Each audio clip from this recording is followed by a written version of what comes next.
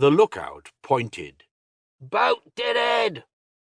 Amos Trask, Admiral of the Prince's Fleet of the Kingdom Navy, shouted. "What?" The harbour pilot, who stood beside the Admiral, guiding the Prince of Crondor's flagship, the Royal Dragon, toward the palace docks, shouted to his assistant at the bow, "Wave them off!" The assistant pilot, a sour-looking young man, shouted back, "They fly the Royal Ensign!"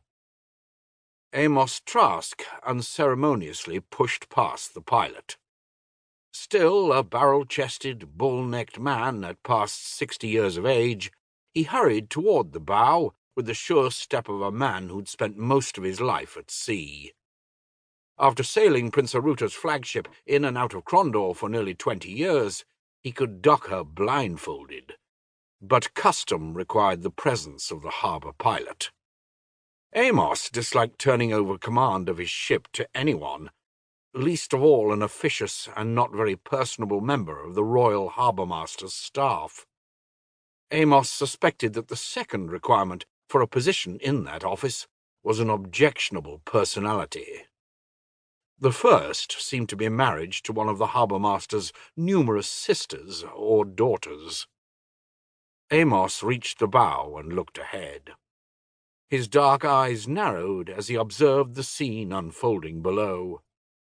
As the ship glided toward the quay, a small sailing boat, no more than 15 feet in length, attempted to dart into the opening ahead of it. Clumsily tied to the top of the mast was a pennant, a small version of the Prince of Crondor's naval ensign. 2 young men frantically worked the sails and tiller, one attempting to hold as strong a line to the dock as possible, while the other furled a jib. Both laughed at the impromptu race. "Nicholas!" shouted Amos, as the boy lowering the jib waved at him. "You idiot! We're cutting your wind! Turn about!"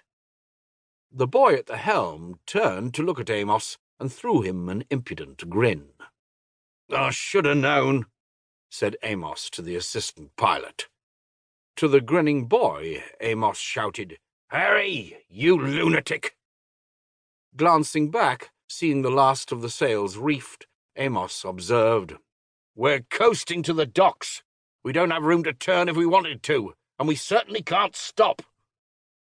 All ships coming into Crondor dropped anchor in the middle of the harbour, waiting for longboats to tow them to the docks. Amos was the only man with rank enough to intimidate the harbour pilot into allowing him to drop sail at the proper moment and coast into the docks. He took pride in always reaching the proper place for the landlines to be thrown out, and in having never crashed the docks or required a tow. He had coasted into this slip 100 times in 20 years, but never before with a pair of insane boys playing games in front of the ship.